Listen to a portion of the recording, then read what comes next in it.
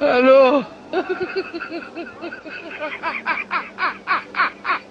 হ্যাঁ, আবারও ক্রিকেট খেলাকে খেয়ে দেওয়ার জন্য রেডি হয়ে গেছে গাবি নেত্রী গাবি নেতারা। হ্যালো। প্রত্যেকটা গাবি নেত্রী দেখতেছি যে ক্রিকেটকে পিছন দিয়ে সামনে দিয়ে সব দিক দিয়ে খেয়ে দেওয়ার জন্য প্র্যাকটিস করতে আছে। এখন প্র্যাকটিস যে করতেছে এই থেকে কোচ হচ্ছে যে একটা মরদ পোয়া। তো কে আপায় যখন বল করতে দূরাদূরি করতেছে ইতে হাতের বল দেখে আরো দুইটা বল দেখে কিরে মা তিনটা বল একসাথে দুলু দুলু দুলু দুলু দুলু দুলু দুলু দুলু দুলু দুলু দুলু দুলু দুলু দুলু দুলু দুলু করতেছে। হ্যালো। এই হচ্ছে যে মানে অবস্থা।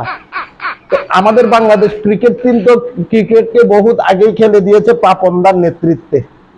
এখন আবার গাবি নেত্রীরা কিছুদিন আগেও খেয়ে দিয়েছিল ক্রিকেটটাকে, এখন আবারও খেয়ে দিচ্ছে ক্রিকেটকে। এই যে অবস্থা, ক্রিকেটকে এইভাবে খেয়ে দেওয়া কি উচিত হবে? যখন গাবি নেত্রীরা গুলা মনে করেন বোলিং করতে যাবে তখনও দর্শক, যখন গাবি নেত্রীগুলা ব্যাটিং করতে যাবে তখনও দর্শক, যখন গাবি নেত্রীগুলো সিঙ্গেল রান নিতে যাবে তখনও দর্শক, যখন গাবি নেত্রীগুলা বল একটা ক্যাচ নিতে যাবে তখনও দর্শক।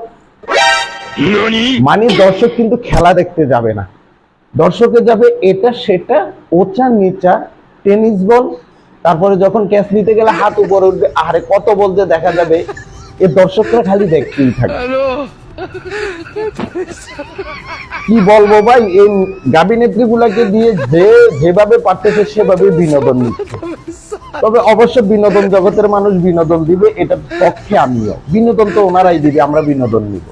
কিন্তু বিনোদনের নাম করে যখন আপনি অশ্লীলতাকে প্রমোট করবেন, যখন আপনি অশ্লীলতা ছড়াবেন, তখন ওইটার বিরুদ্ধে কথা বলাটা কি হয়ে যায়, দায়িত্ব এবং কর্তব্য হয়ে যায়। তো ক্রিকেটকে তো এভাবে তো পুরুষেরা খেলে দিছে, মানে এখন আমাদের গাবি নেত্রীরাও খেলে দিচ্ছে ক্রিকেটটা।